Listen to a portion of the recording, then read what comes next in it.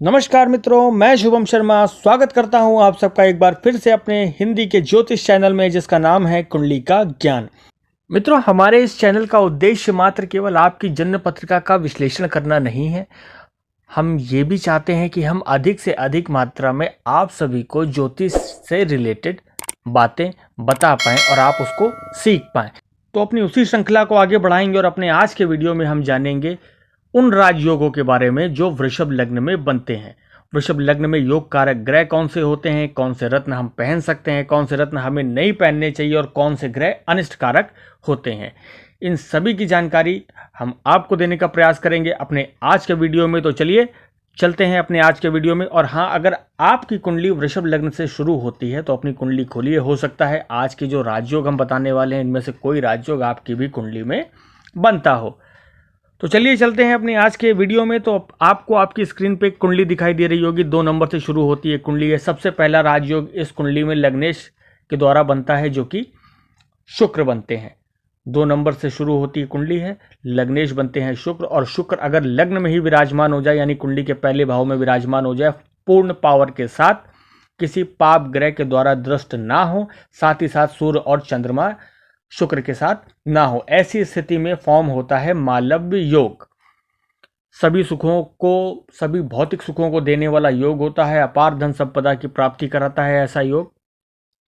तो कुंडली में अगर आपकी कुंडली शुरू होती है 2 नंबर से और शुक्र आपके लग्न में ही विराजमान है, तो आपकी कुंडली में बनता है मालव्य योग, जो कि आपको संसार के सभी भौतिक सुख देगा।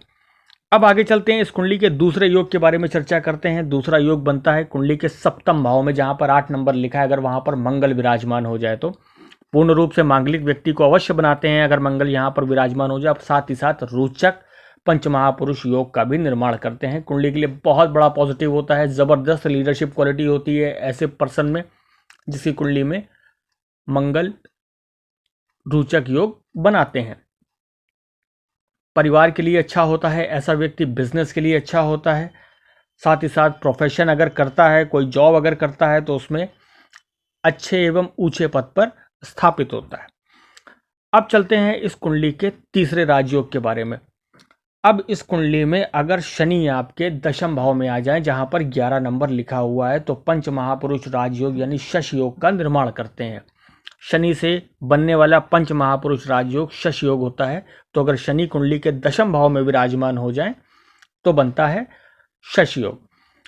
समाज में अति उच्च स्थान प्रदान करने वाला ये योग होता है। अगर किसी भी कुंडली में ऐसी स्थिति में शनि हो, इस लग्न की कुंडली में दशम भाव में अगर शनि हो, तो शनि शश पंच महापुरुष योग का निर्माण करते हैं। तो मित्रों, ये 3 प्रमुख राजयोग इस कुंडली में बनते हैं।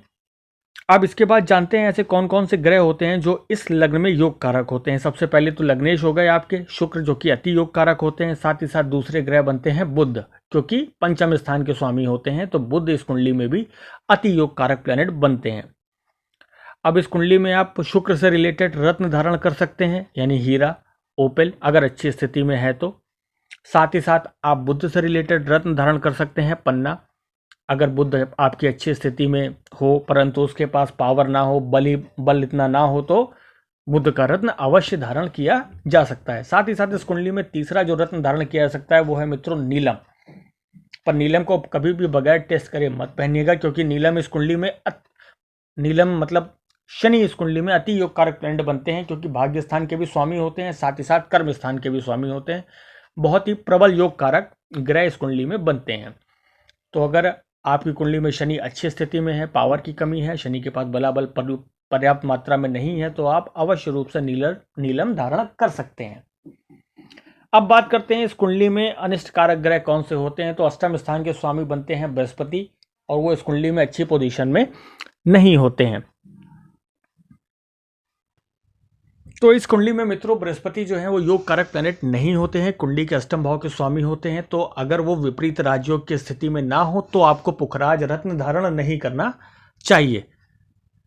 तो मित्रों, ये तो चर्चा हो गई कुंडली में हमें कौन से रत्न धारण करने चाहिए, कौन से नहीं धारण करने चाहिए, कौन से राजयोग कुंडली में बनते हैं और कौन सा ग्रह कुंडली के लिए अनिष्ट कारक होता है। अब बात करते हैं इस कुंडली में इष्ट देव कौन से बनते हैं। अगर आपकी कुंडली वृषभ लग्न से शुरू होती है तो आपके इष्ट देव बनते हैं गणेश जी।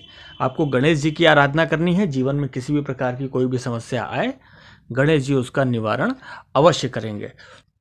तो मित्रों, ये था वृषभ लग्न में बनने वाले राजयोग, वृषभ लग्न में योग कारक ग्रह, वृषभ लग्न में योग कारक रत्न तथा वृषभ लग्न में अनिष्ट कारक ग्रह और उसके रत्न। हम आशा करते हैं हमारा वीडियो आपको पसंद आया होगा, कुछ आपको सीखने को मिला होगा। अपनी जन्म पत्रिका अवश्य देखिएगा। अगर आपकी कुंडली 2 नंबर से शुरू होती है और इनमें से कोई एक राजयोग आपकी कुंडली में फॉर्म हो रहा है तो आपका भविष्य बहुत ही ज़्यादा उज्जवल होने वाला है। ऐसा ग्रह जो राजयोग बनाता है वो अपनी दशा अंतर दशा में व्यक्ति को जमीन से आसमान पर ले जाता है। तो मित्रों, तब तक के लिए हम मिलते हैं आपसे अपने अगले वीडियो में। आप सबका बहुत बहुत आभार और धन्यवाद।